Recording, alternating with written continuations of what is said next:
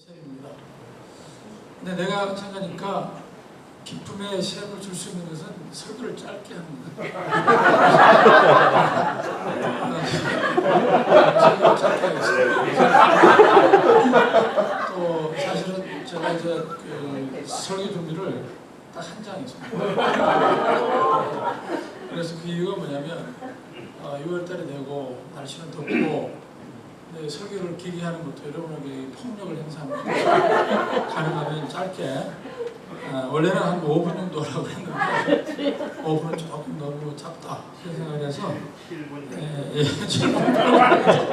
기쁨의 셈이 되도록 노력하겠습니다. 우리가 텔레비전을 가끔 보면 남미의 부족들이라든가 이런 사람들의 생활상을 우리가 보게 되면 또 아프리카 사람들도 마찬가지죠. 한편으로는 그분들이 갖고 있는 이 자연 친화적인 삶, 이런 사람들의 그 모습을 우리가 볼 수가 있습니다. 그래서 사람들이 자연 친화적으로 살면서 굉장히 우리가 볼 때는 거칠지만은 자연스럽게 그런 것을 보면 좀 부럽기도 하고 이런 모습을 우리가 보기도 하지만 반면에 우리가 그런 사람들의 삶을 보면 참 답답한 그런 모습도 볼 수 있습니다. 전기도 없고 오염된 물을 먹고 또 이런 것들을 볼 때마다 참 그 문명이 이 길을 받지 못하고 있고 그래서 굉장히 불안하고 우리가 그 많은 그 복잡한 불쌍한 그런 마음도 갖게 됩니다. 근데 반대로 우리의 삶을 좀 돌이켜 보면 우리는 사실 21세기의 최첨단의 과학 문명 속에서 우리가 살고 있습니다. 그래서 이 뉴턴 같은 사람은 우주라고 하는 것을 기계와 같다 이렇게 보기 시작했어요. 마찬가지로 우리 현대인들도 우리가 가만 보십시오. 우리가 굉장히 우리가 주체적으로 사는 것처럼 보이지만 우리가 이게 크게 이 줌을 쭉 이렇게 아우디오에서 보면 큰 기계가 들어가는 것 같습니다. 여러분이 9시에 출근해서 또 일하다가 6시나 10시에 들어오고 여러분도 학교에 가서 공부할 때 마찬가지입니다. 이렇게 어떻게 우리 현대인의 삶이라고 하는 것은 이렇게 기계처럼 살아가는 삶입니다. 그래서 어떤 사람이 이걸 사회공학적인 삶 이렇게 얘기했어요. 사회공학이라는 것은 소셜이라고 하는 게 있지만 실제로는 기계처럼 돌아가는 것이죠. 이런 삶을 살고 있는데 이런 삶의 핵심적인 가치가 뭔가 그 밸류가 우리가 말한 정의라든지 피스가 아닙니다. 이런 우리가 살고 있는 현실적인 삶의 가치는 대단히 소위 마니 중심입니다. 경제 중심이에요. 그러다 보니까 우리가 이 경제 중심으로 살아가고 또 그것을 추동하고 있는 핵심적인 이런 이 둘레는 프레임은 아까 말한 것처럼 기계처럼 우리가 살아갑니다. 그래서 우리는 끝없이 경쟁을 해야 되고 또 우리의 삶을 마치 이 경쟁하는 가운데 기계처럼 살아가는 가운데 우리 삶이라고 하는 것이 굉장히 어떤 경우는 사적인 면과 공적인 면이 구별되어 있고 모든 것이 기계처럼 이렇게 구분이 되어 있습니다. 경계화되어 있는 것이죠. 이것을 우리가 도시문화의 특징이라고 합니다.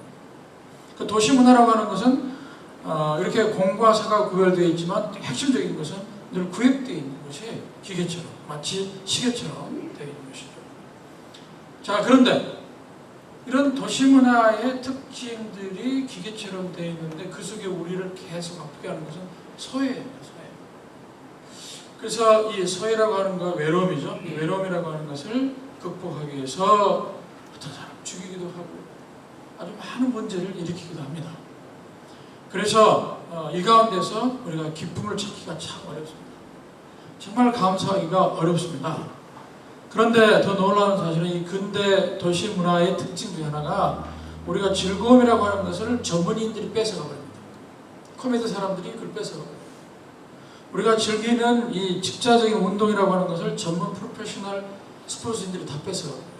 우리가 정말 우리 스스로를 땀을 흘리면서 우리 속에 있는 외로움들을 극복할 수 있는 힘이 없어요. 이것이 이 도시 문화의 특징입니다. 자, 오늘 성서를 보면 이 성서의 특징이 뭐냐면 오늘 이 데살로니가는 몇 가지 어려운 문제가 있지만 그 중에 가장 어려운 문제가 뭐냐면 교회가 로마 사람들로부터 핍박을 받고 있고 그 다음에 예수의 재림 사상에 대한 망상에 걸린 사람들이 많아가지고 이상한 사람들이 자꾸 나오게 됩니다. 이런 어떤 절망적 위기 혹은 많은 어려운 그 상황 속에서 바울이 이렇게 얘기해요. 항상 기뻐해라. 기도해라. 어떻게 기뻐할 수 있어? 그렇잖아요. 바깥에서는 계속 종교를 핍박하고 또 교회 안에서는 이상한 사람들이 나와서 자꾸 이런저런 얘기를 하고 종말에 대한 겁을 주고 사실은 그렇기 때문에 바울 선생이 기뻐하십시오. 감사하십시오. 할 때 재밌는 것은 이걸 헬라어로 보면 항상 기뻐하는 얘기는 어려움이 있어도 기뻐하고 즐거움이 있어도 기뻐하라 이런 뜻이에요. 이게 어떻게 가능한가? 어떻게 가능했습니까? 여기서 중요한 것이 뭐냐면 아까 설교진 것처럼 기쁨의 샘의 원천이 나에 있는 게 아닙니다. 내가 서 있는 환경이 있지 않는 거예요. 바울이 말한 것은 항상 기뻐할 수 있는 존재의 근거는 뭐냐? 우리를 구원해 주시고 우주를 창조하신 하나님께 의존하기 때문에 당신이 everyday, always 기뻐할 수 있다. 근데 설교를 짧게 한다고 했잖아요. 다 됐습니다. 예? 근데 마찬가지로 우리 현대 삶을 가만히 보면 우리 현대 삶이라는 게 기뻐하는 게 많아요. 여러분 라시니스가 쓴 배꼽이라는 소설이 있는데 이 좋은 소설인데 짧은 소설인데 이런 거예요. 어떤 사람이 아침마다 계속 앞에 나가 일을 하는데 그 사람이 자기 발보다 항상 작은 신발을 신어요. 굉장히 답답하고 힘들고 신발을 신을 때는 어려워요. 근데 그걸 하루 종일 있다가 집으로 돌아와서 한번 딱 그 신발을 벗는 순간 그 해방감, 기쁨, 행복감 여러분 좀 이해하시겠죠? 특히 여자분들은 아무래도 이게 힐 같은 거 높으시는데 근데 이 라시오 씨가 얘기한 인간이라는 것은 이 구두 신는 거 똑같다는 거죠.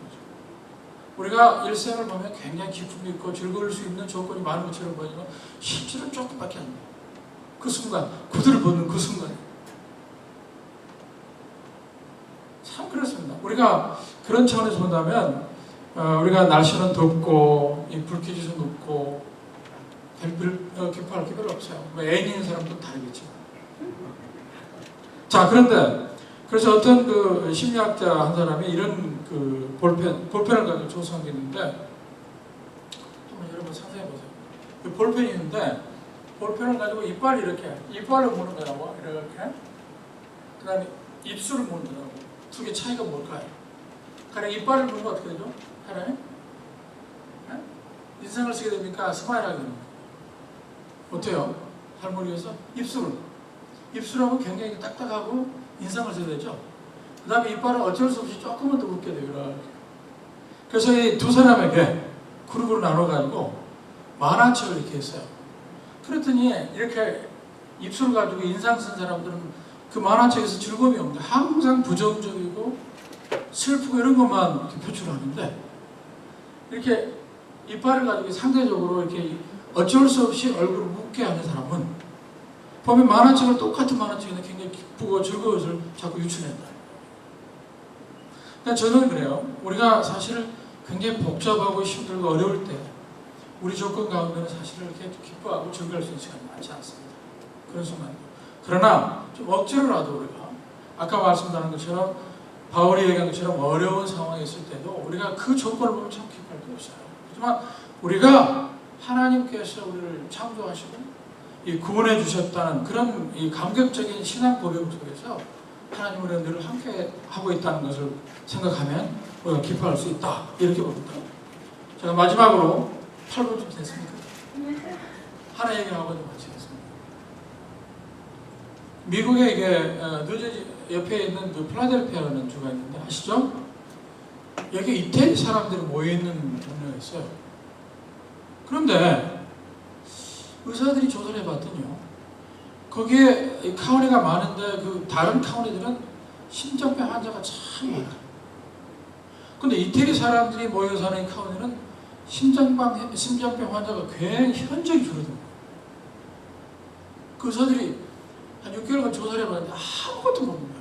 음식도 비슷하죠. 고기도 많이 먹죠. 그래서 이제 의사들이 철수를 하고 그 조교들한테 한 6개월 동안 다시 한번 조사를 해봐라.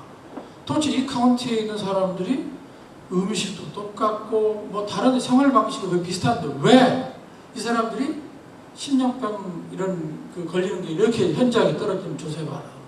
아무리 봐도 없는 거예요. 그 조교들이 마지막 하나를 딱 알게 됐어요. 그게 뭘까요? 응? 이 사람이 뒤에 사람들이 예를 들면은 길거리에 가다가 사람들 만나면 막 웃고 대화하고 사돈들 8천 얘기를 계속 하는 거예요. 또 여자들 만나면 남편 얘기 흉을 계속 하는 거예요. 그러니까 말하자면 이 사람들이 만나가지고 대화를 하고 웃고 이것이 심장병을 낳게 한다. 우리 현대 사회가 아까 말한 것처럼 복잡하고 힘듭니다. 이 사회 속에서 우리가 하나님의 은총 속에 사는 사람들이 좀 의도적으로라도 억지로라도 이 기쁨의 셈이라고 하는 것은 우리가 교회에 모일 때 우리 교회 그 주보처럼 만나면 먼저 인사하고 웃음으로 만나. 이랬을 때 우리에게 새로운 희망도 생겨요. 예수 그리스도를 믿을 수 있는 은총도 생기는 거죠. 우리가 6월달 이 복잡하고 힘들고 짜증스러운 6월을 우리가 좀 먼저 우리가 웃고 또 기쁘게 대화하고 옆에 사람들에게 행복을 주면서 우리가 6월 한 달을 잘 보낼 수 있도록 했으면 좋겠습니다.